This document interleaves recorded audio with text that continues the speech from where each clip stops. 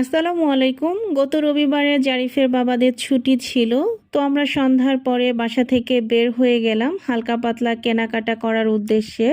তো এখন আমরা চলে যাচ্ছিলাম সুবাস্তুতে। তো অলরেডি আমরা কিন্তু এই মুহূর্তে চলেও এসেছি সুবাস্তুতে।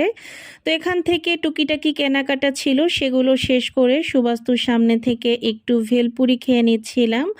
আমি আর জারিফের বাবা দুজনে মিলেই খেয়েছিলাম এক প্লেট ভেলপুরি।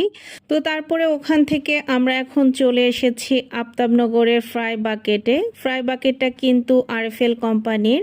তো এখানে এর আগে কখনোই আমাদের আসা হয়নি, আজকেই প্রথমবার আসলাম। অনেকের কাছেই শুনেছি যে ফ্রাই বাকেটের খাবার অনেক মজা, তো সেজন্য জারিফের বাবা একটু বেশি করে অর্ডার দিয়েছিল। আর প্রত্যেকটা খাবারই আমাদের কাছে মাশাআল্লাহ অনেক মজা লেগেছে। আপনারাও চাইলে ট্রাই করে দেখতে পারেন। আর ওনাদের খাবার কিন্তু অনেক বেশি রিজনেবল আমাদের কাছে মনে হয়েছে, আর বিভিন্ন অফারও থাকে এখানে, আপনারা এসে দেখতে পারেন। তো আমরা খুবই মজা করে খাবারগুলো খেয়েছিলাম, তারপরে একটু বেস্ট বাই এসে কফি খেয়ে নিচ্ছিলাম। আর আজকে কি কি শপিং করেছি সেটা আপনারা আমার বড় ব্লগে দেখতে পারবেন ইনশাল্লাহ। আর এখানে জারিফ একটা গাড়িও কিনেছিল, গাড়িটা কেমন হয়েছে অবশ্যই জানাবেন।